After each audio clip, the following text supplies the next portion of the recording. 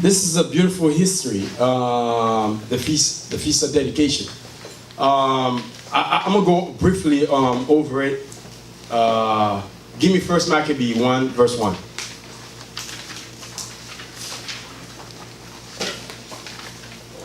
The book of First Maccabees, chapter 1 and verse 1. And it happened after that Alexander, son of Philip, the Macedonian, who came out of the land of Shittim, had smitten Darius, king of Persia and Medes, that he reigned in his stead, the first over Greece. So now we know the Greeks defeated Persian Medes, right? And now read verse. Keep reading. Verse 2. And made many wars and won many strongholds and slew the kings of the earth. So that tells you he defeated many kings. That goes into all those black rulers around that time. He defeated them. Read. Verse 3. And went through to the ends of the earth and took spoils of many nations, and so much that the earth was quiet before him. So everybody was afraid of Alexander the Great. That's the story you're reading right now. The story of Alexander the Great in the Bible. All right?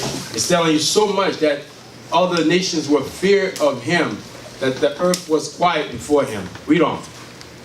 Whereupon he was exalted, and his heart was lifted up. And he became very prideful. That's what that goes into.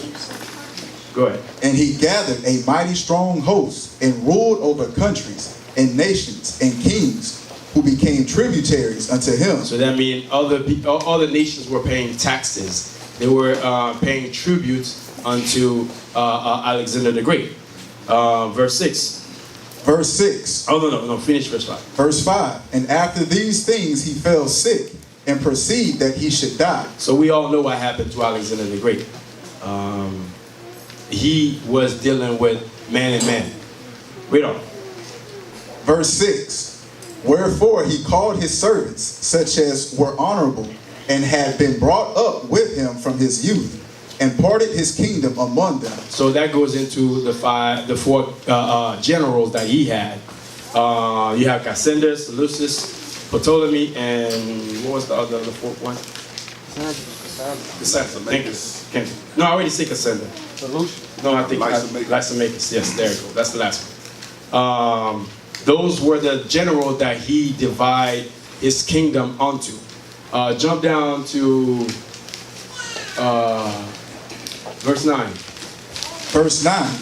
And after his death, they all put crowns upon themselves. So did their sons after them many years, and evils were multiplied in the earth. It's telling you that evil were multiplied in the earth. So they were doing wicked stuff. So that's showing you exactly what the scriptures say in Job 9 and 24. That how did it go? Job 9 and 24. The earth is given to the hand of the wicked. Yes. Okay. Now jump down to Interests. I think that's 10. Verse 10. Yeah. Verse 10. And there came out of them a wicked ruler, Antiochus, surnamed Epiphanes, son of Antiochus the king, who had been an hostage at Rome. He was more wicked than all the other ones that they say evil were multiplying the earth. He was far worse than they were. Now, you jump into injustice. That's around the time what we are about to read about, the Feast of Dedication. Okay? Now, I want you to jump down to verse 41. Verse 41. Moreover, King Antiochus wrote to his whole kingdom that all should be one people. Now, his policy was, he's doing the same thing the so-called white man is doing today. All should be one people. He was pushing his doctrine that everybody come together and follow him. Read. And everyone should leave his laws. So all the heathen agreed according to the commandment of the king. Yea, many also of the Israelites consented to his religion, and sacrificed unto idols, and profaned the Sabbath. So they all agreed to come and follow what the king had said. Even a lot of the Israelites follow that same custom. Keep reading. Verse 44. For the king had sent letters by messengers unto Jerusalem, and had the cities of Judah, that they should follow the strange laws of the land, and forbid burnt offering and sacrifice and drink offerings in the temple, and that they should profane the Sabbaths and festival days. So they were pushing for us not to keep the high holy days anymore, to do the abominable things on the Sabbath day, the altar to sacrifice swine flesh. All these things are the wrong things to be doing, but it was it. Keep reading. Verse 46, and pollute the sanctuary and holy people, set up altars, groves, and chapels of idols, and sacrifice swine's flesh and unclean beasts. Keep reading. That they should also lead their children uncircumcised, and make their souls abominable, with all manner of uncleanness and provocations. So realistically, we all know he was targeting one group of people. That was not really all people to come in one. Actually, what they wanted was all Israel to join them, because they were already doing that nonsense. All these laws that they're pushing here was laws to push us away from following God's commandment.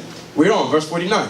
Verse 49, to the end they might forget the law and change all the ordinances. See, to the end that we may forget who we are and stop keeping the commandments. Isn't that the same thing the so-called white men did of today? Yeah. Now, let's jump to more of the story. Jump down to chapter 2, verse 1. The book of 1 Maccabees, chapter 2 and verse 1. In those days arose Mattathias, the son of John, the son of Simeon, a priest of the son of Jerah, from Jerusalem, and dwelt in Maccabbees. Go ahead. Verse 2, and he had 5 sons, Johanan called Cadus, Simon called Thais, and Judas, who was called Maccabbees, Eleazar called Avaran, and Jonathan, whose surname was Aphius. Okay, now those 5 sons, each one of them had their own characteristic, their own style. Simon was considered the wise one, the one that was very strategic. He very smart, knowing how to plan things, as opposed to Judas Maccabees was a man of war, man of fight. He knew how to fight. He was very skilled with his hand. You know, so that was Judas Maccabees. With all saying, shout out to the tribe of Levi. But yeah, on the real. Those were the 5 sons of Mattathias. And now let's see what happened. Jump to verse 6. Verse 6, and when he saw the blasphemies that were committed in Judah and Jerusalem, he said, woe is me! Wherefore was I born to see this misery of my people and of the holy city, to dwell there, when it was delivered into the hand of the enemy, and the sanctuary into the hand of the strangers. So what he sees was how they were leaving the children uncircumcised, how they were doing things in the temple that was not lawful. So he was very sad in the whole situation. And they'll tell you, jump down to verse 10. Verse 10, what nation hath not had a part in her kingdom and gotten of her spoils? That's the same thing Daniel says when you read in Daniel 9 and 12, telling you all nation, I'm not quoting it right. It goes into saying that we suffer more than everybody else, and all nation partake in our fallout. And read it again. Verse 10, what nation hath not had a part in her kingdom and gotten of her spoils? Read. All her ornaments are taken away of a free woman. She has become a bondslave. That's Israel. Now I want you to jump to Mattathias. They tried to bribe him. Verse 15. Verse 15. In the meanwhile, the king's officers, such as compelled the people to revolt, came into the city of Modin to make them sacrifice. Modin is the city where Mattathias and his sons were living. Go ahead, verse 16. Verse 16. And when many of Israel came into them, Mattathias also and his sons came together. Then answered the king's officers and said to Mattathias on his wise, thou art a ruler and an honorable and great man in this city, and strengthened his sons and brethren. Now therefore come thou first, and fulfill the king's commandments. See, now they try to bribe. They know Mattathias had a reputation. He was well known in the city, the town that he was in. They're like, if we can get the leader of that city, we got the whole city. Let's go ahead and bribe him. Tell him, hey, you can't be the king friends if you go ahead and complete what the king had required from everybody. Read. Now therefore come thou first, and fulfill the king's commandment, like as all the heathen have done. Yea, the men of Judah also, such as remain at Jerusalem. So now he also telling you to make him feel like, okay, don't feel bad, because you also have your brothers that's already partake of this, already consent to the commandment of the king. So just go ahead and be like your brother, fulfill what they have done. Read. So shalt thou and thy house be in the number of the king's friends, and thou and thy children shall be honored with silver and gold and many rewards. Read on. Then Mattathias answered and spake with a loud voice, Thou all the nations that are under the king's dominion obey him, and fall away every one from his religion of their fathers, and give consent to his commandment. Yet I and my sons and my brethren, read it again. Yet will I and my sons and my brethren walk in the covenant of our fathers. Now this is the response of Mattathias. He says, yes, I know you already got some of our people to consent and all this and this and that. But as for me and my sons, we're not going to consent. And you see, that's showing you the characteristic of Mattathias. When he saw that, he couldn't hold himself. Read it again for me. Man, I'm telling you, that story is beautiful. Read it again. Verse 24, which thing when Mattathias saw, he was inflamed with zeal, and his reins trembled. Neither could he forbear to show his anger according to judgment. Wherefore he ran and slew him upon the altar. Also the king's commanders, their commissioners, compelled men to sacrifice. He killed at that time, and the altar he pulled down. You see what he did? Not only he killed that demon that wanted to show the opposite of what he was trying to stand for, standing for God's commandment, but this Negro wanted to do what he wanted to do. Wanted to be self-will, say, hell with you. Me, I'm going to follow the king. I'm going to do what the king do so I can feed my pocket. You ain't feeding me. I'm just saying. That's how people think of today. And when he saw that, you saw what he did. Not only he killed him, and he killed those messengers that the king sent. And you know back in the day, you do something like that, you ask for war. And he was ready. He was ready to do what? Jump to verse 27. Verse 27. And Mattathias cried throughout the city with a loud voice, saying, Whosoever is zealous of the law and maintaineth the covenant, let him follow me. You notice something?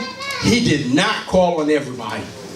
He did not call on everybody. It says those that are zealous, that means ready to die for the Most High God laws, come and follow me. If you're weak, if you don't want to follow God's commandment, stay home. That's exactly what he says. Plain and simple. Now, let's jump down to, finish read that part so you guys can see what he started doing. Read on. Verse 28. So he and his sons fled into the mountains, and left all that ever they had in the city. Then many that sought after justice and judgment went down into the wilderness to dwell there. Hold on. Think about that. You think a lot of brothers would have done what they did here today? Leaving everything they have behind, leaving their wives and children, leaving there's 9 job, luxury things that they're like, hell with that. You go. I'm out. I'll go back to what I used to do. Hell with that. Showing you the zeal of our forefathers. Where are these brothers today, man? These are the questions that we must ask ourselves. Those are the reasons these stories, when we going over it with our children, you building them up, create self-esteem. Christmas have nothing to do with us. But that story here, telling you the exact characteristic of our people, of our forefathers. Read on. Verse 30. Both they and their children and their wives and their cattle, because affliction increased sore upon them. Now when it was told the king's servant and the host that was at Jerusalem in the city of David, that certain men who had broken the king's commandment were going down into the secret places in the wilderness, they pursued after them a great number, and having overtaken them, they camped against them and made war against them on the Sabbath day. And they, so what that goes into, there are other brothers and sisters that heard of what Mattathias did and his sons. They're telling you those people stand up too to fight. Read. Verse 33. And they said unto them, let that which ye have done hitherto suffice. Come forth and do according to the commandment of the king, and ye shall live. But they said, we will not come forth, neither will we do the king's commandment to profane the Sabbath day.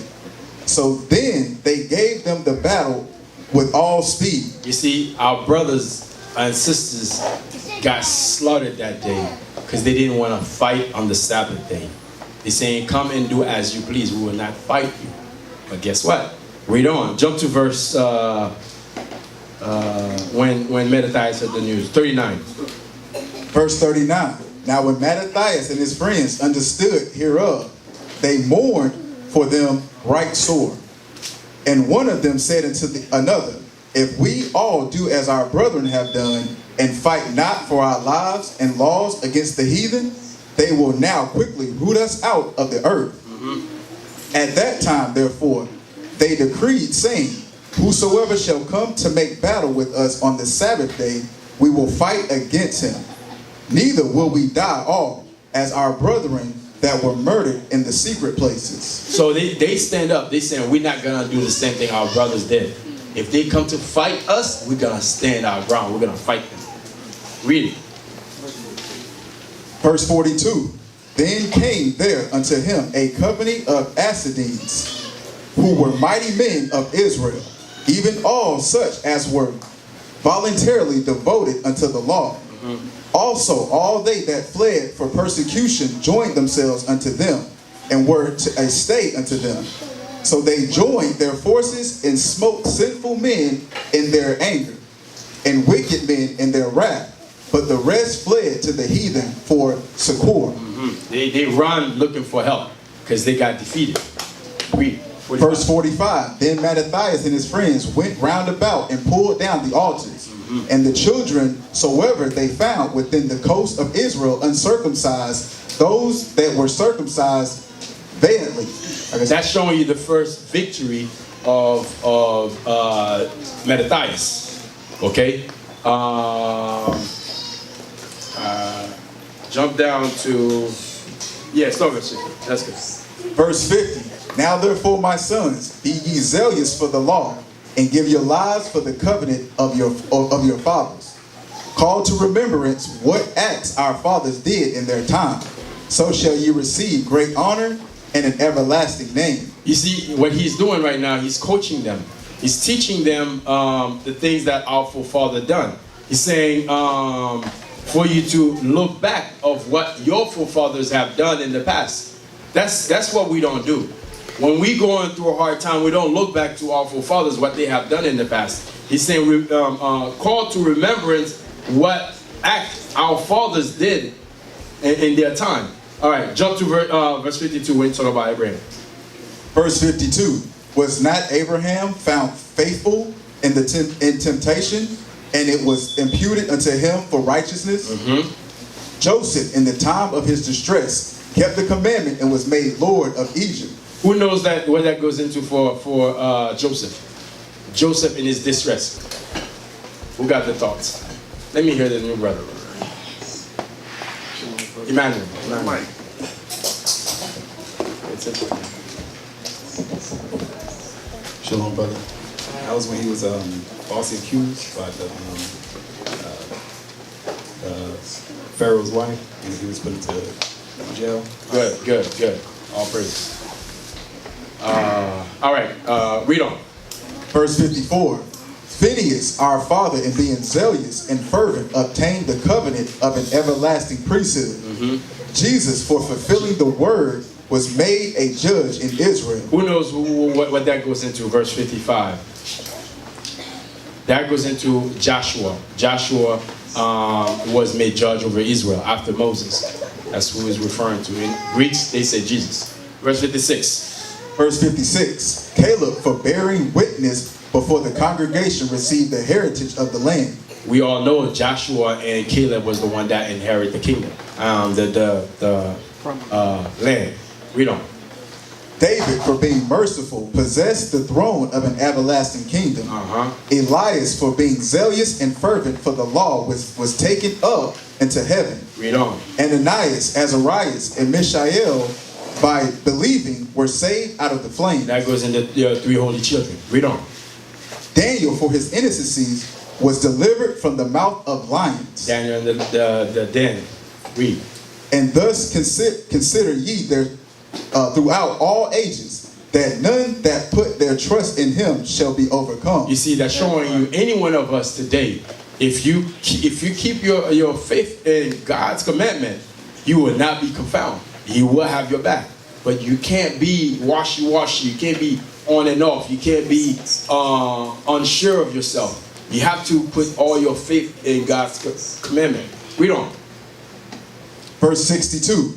Fear not then the words of a sinful man, for his glory shall be dung and worms. Damn. It says, fear not then the words of a sinful man. A sinful man is someone who does not know God's commandment. These other nations are sinful men. It says, don't fear them. You are sons of God. Read. Today he shall be lifted up, and tomorrow he shall not be found, because he is returned unto his dust, and his thought is come to nothing. Read. Wherefore, ye, my sons, be valiant, and show yourselves men in the behalf of the law. You see, the same thing King David has said to Solomon. He says the same thing to his sons. Show yourself a man by keeping the commandments. That's how you show yourself a man. Read on. For by it shall ye obtain glory. And behold, I know that your brethren Simon is a man of counsel. Give ear unto him always, and he shall be a father unto you. You see, now he's giving counsel who you should follow. He says, Simon will be your counselor. Use him as a father, because see, that a simple brother won't understand that scripture. Let him be as a father. Doesn't mean he's your father. Be as a father to you, meaning he will give you counsel, telling you what you should do and what you shouldn't do. Read on. As for Judas Maccabbees, he hath been mighty and strong, even from his youth up. Let him be your captain, and fight the battle of the people. Fight the battle of the people. Now, we're going to jump down from there to straight to the scripture that Brother Aaron had pulled out. Go to 54. Now, we all know what went down. Judas Maccabees was fighting the Greeks left and right after his father passed. And they were conquering each city that they go into. And they sealed those areas, cleaned the temple and so forth and so on. Let's jump to verse 54. The book of 1 Maccabees, chapter 4 and verse 54. Look at what time and what day the heathen had profaned it. Even in that was it dedicated with song and censers and harps and cymbals. Then all the people fell upon their faces, worshiping and praising God of heaven, who had given them good success. They had good success defeating those other nations, the Greeks that they were fighting against. Remember, the Greeks was powerful, but yet the Most High God was with them. And when you start reading the story, you'll find out how when the army of Israel was coming against the large army of the Greeks, when they hear the sound of the people coming, they were afraid like men, because they were not afraid of being put to death. They understand regeneration. Man, I'm telling you, we fall pretty far down, man. We don't. Verse 56. And so they kept the dedication of the altar 8 days, and offered burnt offerings with gladness, and sacrificed the sacrifice of deliverance and praise. They decked also the forefront of the temple with crowns of gold, and with shields, And the gates and the chambers they renewed, and hanged doors upon them. Thus was there very great gladness amongst the people. So that's showing you they decorate the temple. They decorate the temple and they keep the feast for 8 days. And that's the same thing we are doing today, following that same tradition. Read on. For that the reproach of the heathen was put away. Moreover, Judas and his brethren with the whole congregation of Israel ordained that the days of the dedication of the altar should be kept in their season, from year to year, by the space of 8 days, from the 25th day of the month of Caslu, with mirth and gladness. So that's showing you Judas Maccabees made it a law. And guess what? Let me ask you guys this. All those high holy days that we have, what do they have in common with Feast of Dedication? Put your hand up. Let me hear it. Simon? It was all to celebrate us being delivered. There you go. Us being delivered from our enemies. Every single high holy days that we have something to do with that. And that's the same thing here. And guess what? For people that usually say the Apocrypha is not a book that is of God, that's one way you can shut them down. That history we just read about, you can only find it 2 places. You find it in the Apocrypha and the book of Daniel. But in the book of Daniel, you won't understand it if you don't understand this. Because this gives you the plain story, exactly when it happened. Now they will see the true men of God. We are not black men, we are Israelites.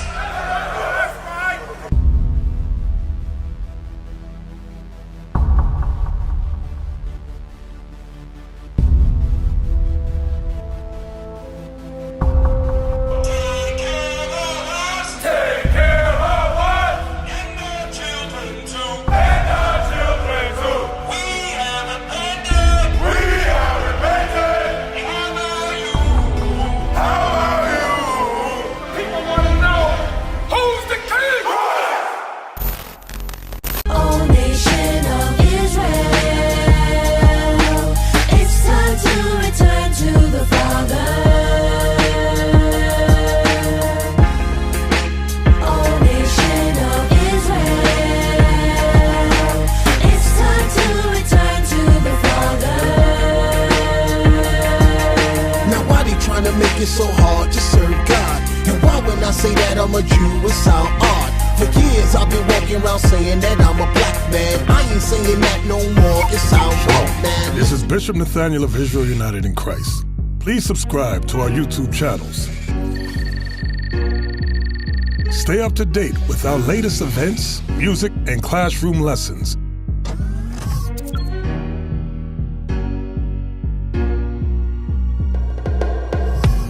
IUIC plans to continue visiting different countries where this gospel has not been preached before. IUIC needs your help in pushing this truth.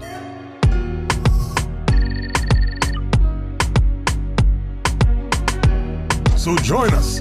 Subscribe to our Instagram, Facebook, Twitter, and podcast, and stay up to date with us.